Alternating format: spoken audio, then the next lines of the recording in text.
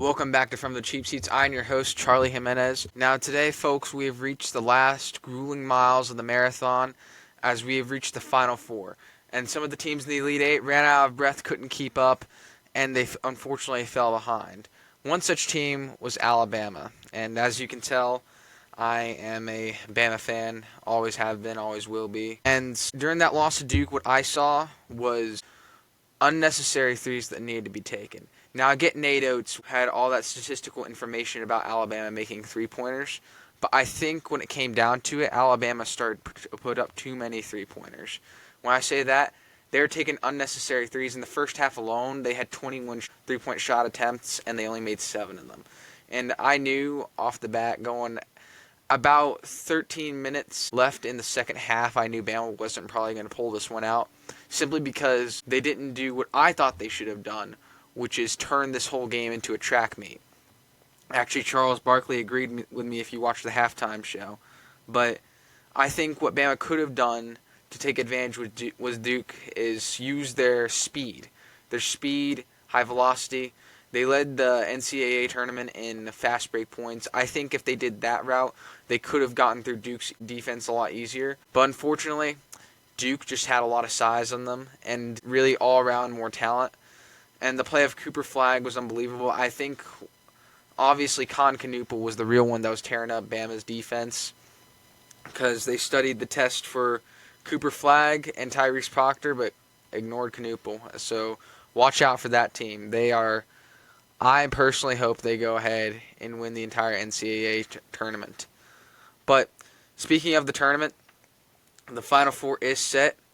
And first up, we do have Duke versus Houston. These teams are like my furniture, folks. They're big and hard to move. And you're going to see a lot of that size. That size is going to be a big factor because that's Houston's main defense. Well, their best quality. That's also part of what makes Duke so good, too. Except Houston's got a defense that's obviously the best one in the nation. They've been that for the past 3 years. And now they are going to be pitted up against one of the best offenses in the nation. It'll be interesting to see how things play out from an X's and O's perspective, the matchups you could do. And I honestly think Cooper Flagg's going to be a mismatch. You're going to have to guard him in the paint. That's one of the key things to beat them. Another one is you cannot let Tyrese Proctor get hot. We didn't see it last game because Alabama did a good job covering him when they needed to, guarding him tightly on pick and rolls. And then you have Con Canupa, who is also a three-point shooting threat.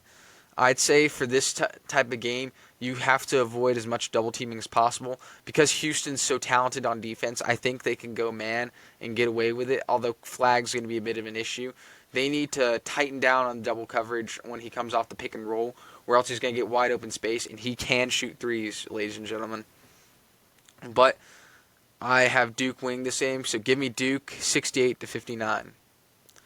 Next up, we have Auburn versus Florida. So Walter Clayton against Texas Tech, because Florida, everybody's saying Florida is a wimpy team. No, Florida just fluked out, but they finished on a 19-4 run. Let that sink in against Texas Tech. And Texas Tech had so many things going their way. And Florida, my goodness, I can't speak enough about them. And today, I just watched Auburn manhandle Michigan State. I know it was 81-73, was it? Could be wrong. But Janai Broome showed out. Impressive performance by him. Janai Broome and Walter Clayton, pure Hollywood. But I'm curious to see what will happen. But listen, like I said, that Texas Tech game was such a fluke. So give me Florida 75-67. All right. So besides the Final Four, we do have a lot of news that's going around the sports world. One such thing is the LeBron and Stephen A. beef, which I honestly think, folks, is a publicity stunt. And you can't go wrong for this, but we've seen Stephen A. take some unnecessary jabs, and ever since the confrontation happened, LeBron's just been chill about it. You can see he doesn't really care. He's playing it off. He's like, Stephen A., this little guy, look at this guy. What's he doing? But you see Stephen A. actually taking this seriously. And I heard from a source that's because everybody knows that Stephen A. considers Michael Jordan the GOAT. In one episode, Charles Campbell and I discussed how Stephen A. did come forth and say LeBron James could be the GOAT. But recently I've learned that he texts Jordan all the time. He doesn't text LeBron. I guess that could be something to do with it. But for all I care, this is stupid publicity stunt. It really should not be paid that much attention to. This thing's going to die down in a while. Although I do say it's a great thing if everybody wants the media versus the players, that type of deal. But I would just ignore it. Alright, so next session, we have a new one here. Tactical timeout. A little background on this. If you don't know me, I really love the X's and O's of basketball and football. And so I figured this would be one of the best times to talk about. Let's talk about a player and how he's impacted his offense. And this is NBA. And I consider this player for the past 7 years. I think he is definitely besides Nikola Jokic, this guy's the best player. Because, yeah, you got Luka Doncic. Luka Doncic was inconsistent, kind of, sometimes. I mean, he didn't make the playoffs at one point. And Shea has only really showed up in the past 2 years. I mean, he did have that one scoring outburst in 22-23. But this year and the last year are insane. And Anthony Edwards, give him time. He's too young. And so is Wemby. So, the best player over the past 7 years, I think, is Giannis Antetokounmpo. So Giannis has made it. In the modern day NBA, you see a lot of teams take three-pointers. And that's one of my biggest complaints in a lot of people. That's now just threes and dunking. But before, it was just pace and space-based offense, right? You'd see the Golden State Warriors. They invented something called split cuts. That would involve Draymond being the big man passing the ball instead of the point guard. And the point guard and shooting guard, Klay, Steph, the Splash Brothers, like flying out to the wing past multiple screens and getting wide open three-point shots. But what Giannis did to evolve this, to make it to where a lot of teams can do it, and so you see a lot of teams with slashers like Anthony Edwards, I think if he can evolve in this, will be special for his team. He kind of did it the year before. And Zion Williamson, not a fan of Zion, because obviously my old saying, and I get this from my dad, availability versus ability. And yeah, we got Embiid. Embiid's more of a shooter, but Giannis, what he does, and this wasn't common until he did it, because everybody's so used to big men posting up, right? Back in the Shaq era, you'd see him back down in the paint, then do some sort of hook shot. Sure, you see that in the NBA today. I think two of the best players that are Joel Embiid and Nikola Jokic. But what Giannis does is once he gets past half court, he waits for an opening. Because everybody they fear Giannis, but they also fear the three. So what Giannis will do is start a downhill drive from the key and go straight toward the basket. In doing so, he sucks in the defense from the perimeter, and that opens up a few kick-out three-pointers. Now, he only realized this about 6 years ago, after the Toronto Raptors forced the Bucks out of the playoffs by using a defensive technique called the Giannis wall, which is where anytime Giannis entered inside the paint, they'd have 4 to 3 players collapse in. It wasn't just Kawhi stopping him. But to deal with this, Giannis developed and enhanced his playmaking and IQ, and that's when you'd see like a bunch of wide open threes. And Milwaukee was one of the best three-point shooting teams. Heck, as soon as Giannis won his first MVP, no team had averaged above 116 points per game since around the mid-'80s. And Giannis's team, the Bucks, they averaged 118.1, which was ahead of the Warriors' 117.7 back in 2018-2019. And I find it fascinating that's the team with the slasher, not as good three-point shooters, but with the slasher that was scoring more efficiently than the Warriors, the Kevin Durant and Curry Warriors, which is absolutely insane. But we've seen it now all like these days, and Giannis has, if you watch Thinking Basketball, highly recommend, good show, good NBA analysts, but they have one video on Ja Morant, and I see a lot of similarities with Ja Morant going to the bucket and slashing and like kicking out for threes. I think that's very important. But that team, this Grizzlies team this year has two of those players. It's Ja Morant and Jaren Jackson. Except Jaren Jackson's more of a post-up slasher, if you know what I mean, with the hooks.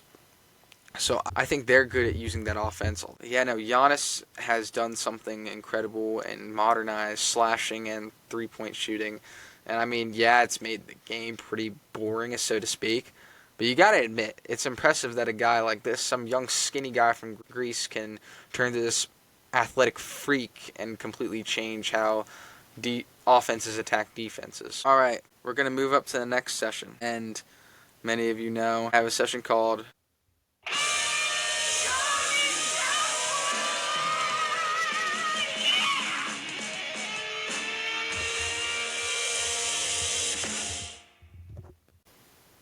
Welcome to Charlie's Chalkboard, where I rank anything from players, teams, coaches, or any food, you name it. So today we're going to be ranking top 10 NBA seasons by single player of all time. Now, this isn't just NBA MVP regular season based. It's also postseason, what they did, overall accolades that year. So starting at number 10, we have 2016-2017 Russell Westbrook. I put this down simply because we haven't seen a season like this since Oscar Robinson. Russell Westbrook led the league in scoring with 31.6 points per game, while averaging a triple-double and leading the league in assists as well, and averaged 1.6 steals per game. And yeah, he did shoot 42% field goal percentage, which actually is terrible. But considering this man had nothing to work with, Paul George wasn't even there yet, and Durant had just left, and he was able to lead the Thunder to a 47-35 record. Got to give the man kudos, although there have been claims that his team let him get some of those rebounds. But he won NBA MVP, his first MVP award, All-NBA first team, All-NBA defensive second team, and first person to average a triple-double since Oscar Robinson. All right, number 9, Mamba mentality, 2009-2010 Kobe Bryant. So this was the year Kobe Bryant led the Lakers to a 25 record. The previous year he had led them 65-17. They won an NBA championship against the Magic.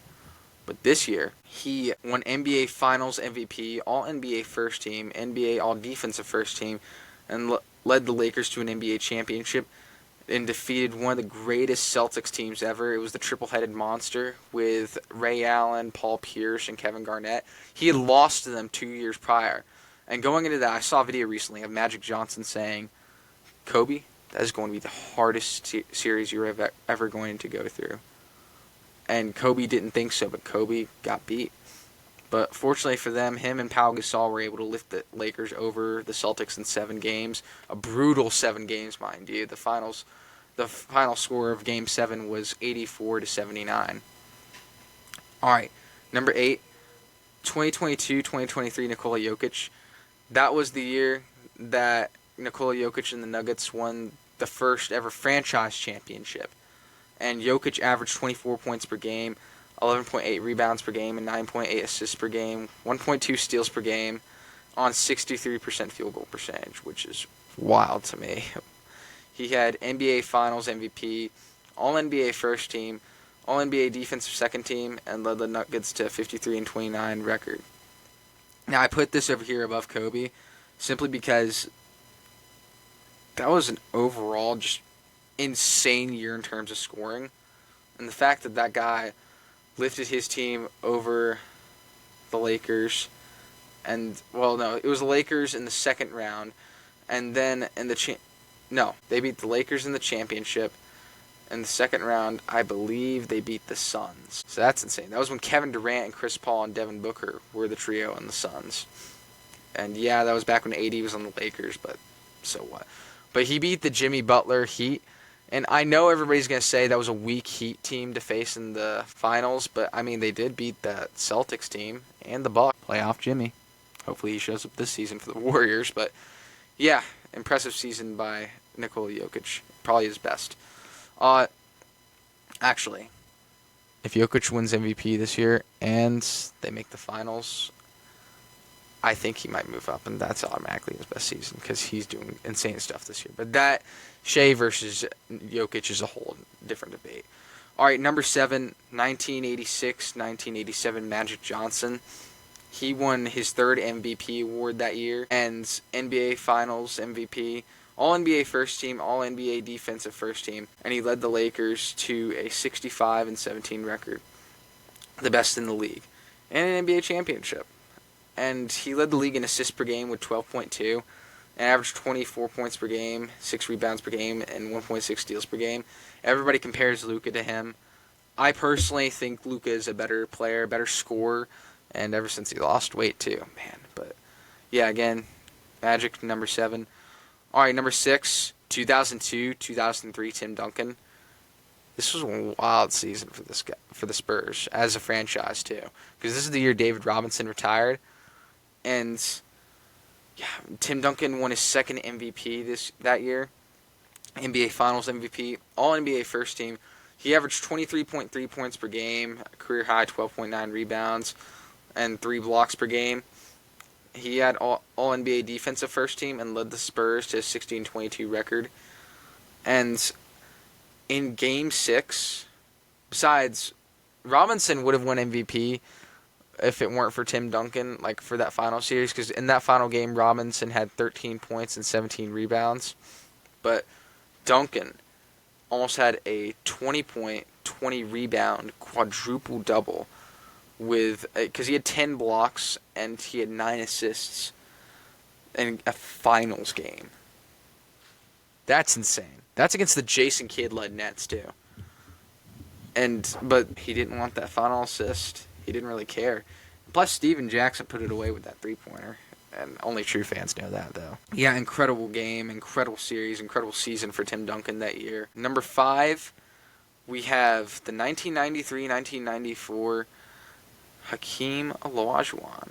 So Hakeem that year, because this is right after Jordan had his first retirements. Hakeem won MVP and Defensive Player of the Year in the same year.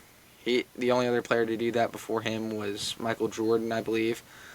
And he won Finals MVP and averaged 27 points per game alongside 3.7 blocks per game. And he took down the Patrick Ewing Knicks in 7 games in the Finals. Woo! And against them in that Game 7 and the 90-84 victory, he had 25 points, 11 rebounds, 10 assists, and 6 blocks. Impressive stat line. All right, moving on to number 4. 1999 to 2000 Shaq. This is the first Lakers championship in a hot minute. And this was Shaq with the young Kobe Bryant. But Shaq led the league in scoring with 29.7 points per game and field goal percentage with 57.4 points per game. And he was second in rebounds with 13.6, which is still absurd. That would probably lead the league today. And averaged 3 blocks a game. And he led the Lakers 67-15. In the finals, though, this man averaged 38 points per game and 17 rebounds per game. So, obvious Finals MVP winner. So, number 3, we have the infamous 2012-2013 LeBron. Dominant all around on offense. 27.1 points per game, 6.9 rebounds per game, and 7.3 assists per game. And he shot 56.5% from the floor. So, he was also dominant on defense. This is still when he was doing the insane chase down blocks, too. This is like peak athleticism LeBron. And he led the Heat to 66-16 record.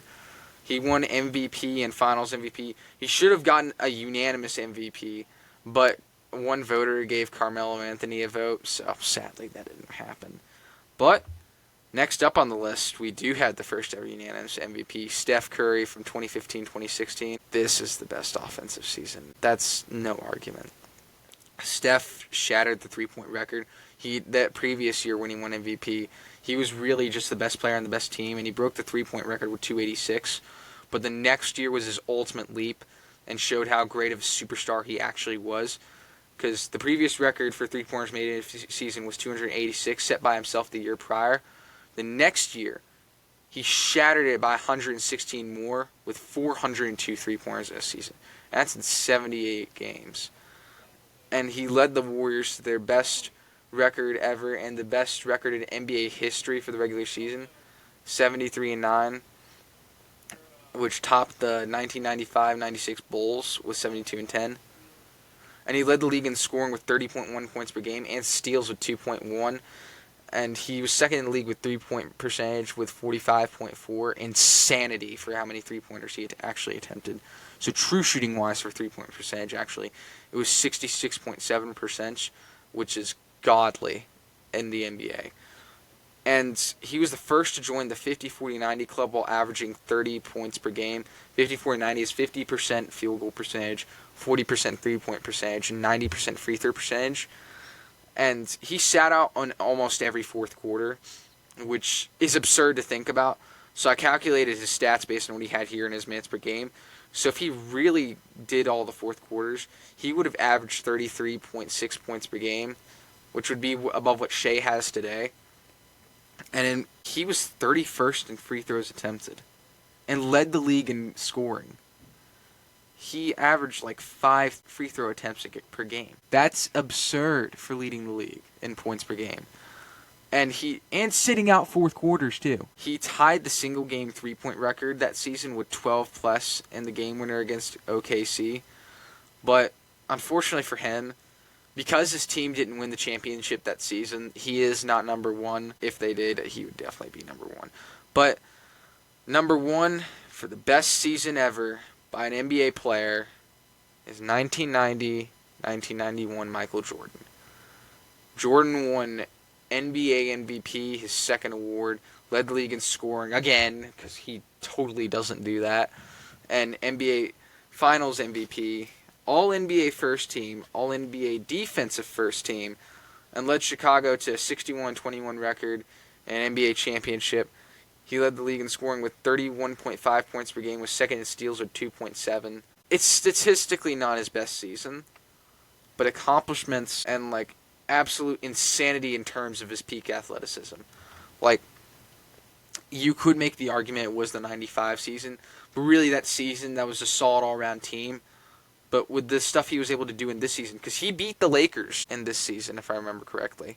The Showtime Lakers, well, without Kareem, against Magic. But impressive stuff.